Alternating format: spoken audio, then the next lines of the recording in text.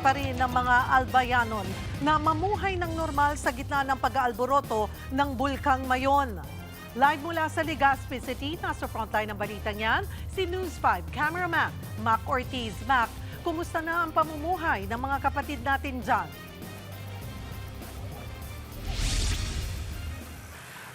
Cheryl, dito sa kinatatayuan natin, ito yung Legazpi Boulevard kung saan isa ito sa safe para mapanood yung Bulkang Mayon. Kaso nga lang, medyo maulap. Sa kabila ng banta ng bulkan, marami pa rin yung mga kapatid natin dito na nakita natin na nagja-jogging, tapos nagbabiking.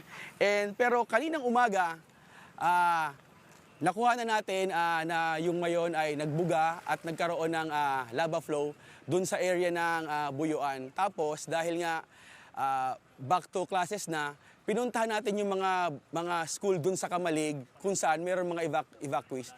Particularly dun sa Bariw Elementary School kung saan modular ang classes nila kasi mostly mga rooms na na-occupy siya ng mga evacuees.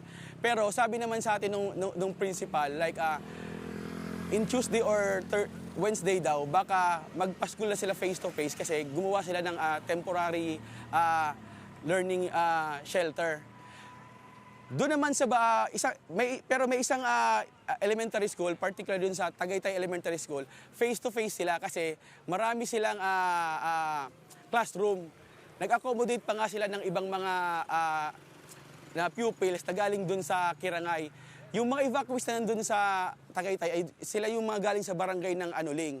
Then, pumunta tayo sa Santo Domingo, Albay, kung saan nakita natin, particularly sa barangay Kalayukay, kung saan nakita natin na meron na sila doon ng mga makeshift shelters na gawa sa Kawayan tsaka sa Anahaw. Parang, ang sabi nila doon, parang in case daw kasi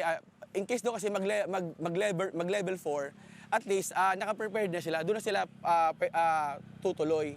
Then bago tayo pumunta dito sa live point natin, duman tayo doon sa ilang part ng 8 kilometer danger zone. Nag-drone ako doon, tapos nakita ko na parang meron pa rin tayo mga doon sa isang lahar prone area, meron tayong mga kababayan na parang kumukuha ng buhangin siya, kumukuha ng bato. Napag-alaman natin na parang yung palagi kabuhayan nila parang ginagamit sa construction needs. Then sa kasalukuyan, naka-alerto pa rin yung ating mga kapatid na kapulisan, mahigpit pa rin doon sa area ng 6 kilometer danger zone. Cheryl. Mac, doon sa pag-iikot mo, lalo na doon sa mga evacuees na nananatili sa mga eskwelahan, kumusta naman ang sitwasyon nila? Natutugunan ba sila ng local government doon sa kanilang mga pangangailangan? Yes, Cheryl, nung pagpunta natin doon, kita naman natin dun sa evacuation, meron namang sapat na tubig, tapos kausap natin yung ibang mga evacuees, meron mga food packs from DSWD, may nakita pa kami doon na parang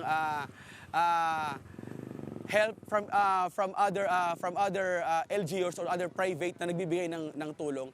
Sabi sa akin ng dalawang principal doon, smooth sailing naman daw yung ganitong practice kasi ever since naman daw, yung school nila, ginagawa naman talagang evacuation center. Meron ba silang hiling doon sa mga nakausap mo na mga kapatid natin? May apela ba sila sa pamahalaan?